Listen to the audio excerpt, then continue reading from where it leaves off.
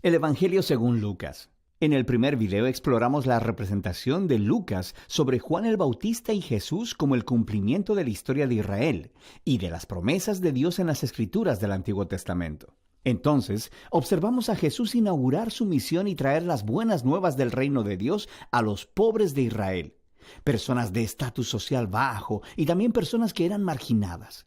Y Jesús enseñó que este reino está de cabeza.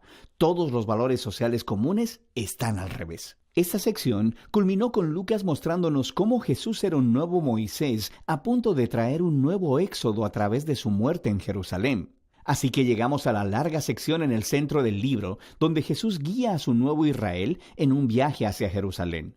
Esta parte del libro consiste principalmente en las enseñanzas y parábolas de Jesús dadas en el camino a varias personas con las que se encontraba, principalmente a su creciente grupo de discípulos. De esta manera, Lucas ilustra el seguir a Jesús como un viaje, como algo que haces donde aprendes mientras vas por el camino de la vida. De manera que, primero, Jesús invita a sus discípulos a esta misión mientras envía a un grupo de ellos a adelantarse anunciando el reino de Dios. Desde el principio, ser un discípulo significa participar en la misión del reino de Jesús apropiándote de ella. Y conforme los discípulos de Jesús regresan, Él empieza a dar varias enseñanzas acerca de la oración, acerca de confiar en la provisión de Dios. De hecho, es en estos capítulos de Lucas que Jesús habla más acerca del dinero, las posesiones y la generosidad que en cualquier otra de sus enseñanzas. Si seguirle a Él es realmente como andar por un camino, debe producir esta mentalidad minimalista, creando una libertad de las posesiones que permite la generosidad radical. Otro tema clave en estos capítulos es la continua misión de Jesús para los pobres. Así que, mientras viaja, Él sigue formando a su nuevo Israel y se encuentra con muchas personas que están enfermas o ciegas. Él se encuentra con samaritanos que son antiguos enemigos del pueblo judío y con Zaqueo, un hombre judío pero que dirige la recolección de impuestos para los romanos. Todos estos marginados sociales se encuentran con Jesús y son transformados por este encuentro. Así que se unen a su comunidad del reino, la cual Jesús describe como una gran fiesta de banquete. Él está aquí para buscar y salvar a los perdidos. Así que está celebrando cuando las personas descubren la misericordia de Dios. Pero no todos en esta fiesta están felices. Lucas incluye múltiples historias de Jesús en banquetes con los líderes de Israel, y todas se convierten en acalorados debates donde Jesús confronta su orgullo e hipocresía. Y así, estos banquetes, en contraste, son capturados de la manera más memorable en la parábola del hijo pródigo. Un padre tiene 2 hijos, y uno neciamente se va y desperdicia toda su herencia. Pero eventualmente regresa arrepentido, y su padre lo perdona y hace una gran fiesta para celebrar. Mi hijo que estaba perdido ha sido encontrado. Pero el hermano mayor, que jamás dejó a su padre, está enojado y resiente la generosidad de su padre hacia el hijo inmerecido. Ahora, en esta famosa parábola, Jesús está explicando toda la misión del reino a estos líderes. Sus fiestas representan la gozosa bienvenida de Dios a toda clase de personas en su familia. El único requisito es la humildad y el arrepentimiento. Así que esto resalta la tragedia de los líderes de Israel, quienes rechazan a Jesús y a su comunidad del reino de cabeza. Esta resistencia a Jesús crece y Él, finalmente, llega a Jerusalén para la Pascua. Conforme se acerca a la ciudad, Él está llorando.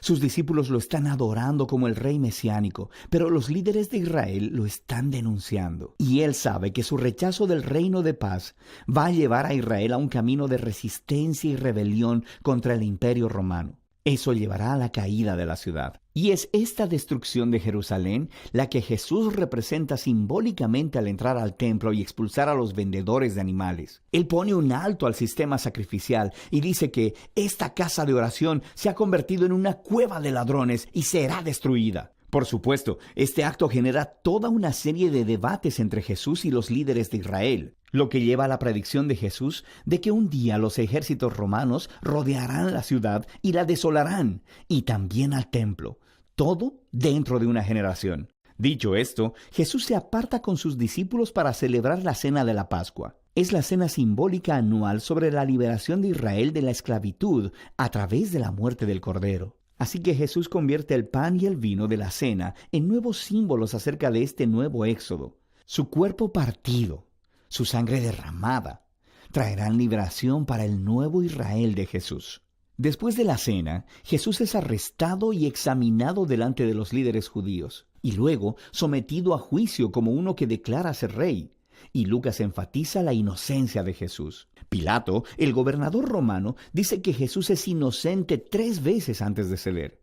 Incluso Herodes, que reina sobre Galilea, no encuentra nada con qué acusar a Jesús, pero los líderes finalmente convencieron a Pilato de crucificarlo, así que eso hacen. Pero incluso en su dolorosa muerte, Jesús encarna el amor y la misericordia de Dios de los que tanto enseñó. Él ofrece el perdón de Dios a los soldados mientras lo crucifican. Y luego, cuando uno de los criminales ejecutados junto a Jesús se da cuenta de quién Él es, Él dice: «Acuérdate de mí cuando vengas en tu reino». Y las palabras finales de Jesús son una oferta de esperanza a un criminal humillado. «Hoy estarás conmigo en el paraíso». Y así, con este último acto de generosidad y bondad, Jesús muere. Su cuerpo es colocado en una tumba, y en el primer día de la semana, algunos de los discípulos de Jesús vienen a la tumba para encontrarla vacía. Y hay 2 figuras angélicas ahí, diciéndoles que Jesús está vivo, que se ha levantado de los muertos. Así que se van completamente asombrados. Y es aquí donde Lucas cuenta una de sus historias más hermosas. 2 de los discípulos de Jesús están saliendo de Jerusalén hacia una ciudad llamada Emaús, y están desconsolados por la muerte de Jesús. Y de pronto, Jesús está ahí, caminando a su lado, pero ellos no lo reconocen. Él les pregunta, ¿por qué están tan tristes? Y ellos empiezan a hablar de sus esperanzas, de que Jesús será el que redimirá a Israel. Pero ahora, Él está muerto. Todo fue en vano. Pero después, mientras Jesús cena con estos 2 discípulos, Él parte el pan para ellos, justo como lo hizo en la cena de la Pascua. Es en ese momento que ellos lo reconocen, y Él desaparece. Lucas está contando la historia para hacer una poderosa declaración acerca de seguir a Jesús. Cuando los discípulos de Jesús imponen su agenda y su perspectiva de la realidad sobre Jesús, Él permanece invisible y desconocido para ellos. Es solo cuando nos sometemos al reino de cabeza de Jesús que se representa en su cuerpo quebrantado en la cruz ofrecido en amor. Solo así podemos ver y conocer al verdadero Jesús. La escena final de este libro es otra cena. Jesús se aparece a sus discípulos y les explica a partir de las Escrituras del Antiguo Testamento cómo todo esto fue parte del plan de Dios, que el Mesías se convertiría en el rey de Israel al sufrir y morir por sus pecados y al conquistar su maldad al resucitar. Así que ahora, como el profeta Simeón prometió en el capítulo 2, el reino de Jesús saldría de Israel para que el perdón de Dios pueda ser anunciado a las naciones y que todos sean invitados a seguir a Jesús. Pero Jesús le dice a sus discípulos que esperen en Jerusalén por la venida del Espíritu para empoderarlos para esta nueva misión. Y esto, por supuesto, hace que sigas leyendo el 2º volumen de Lucas, el libro de Hechos. Pero por ahora, este es el Evangelio según Lucas.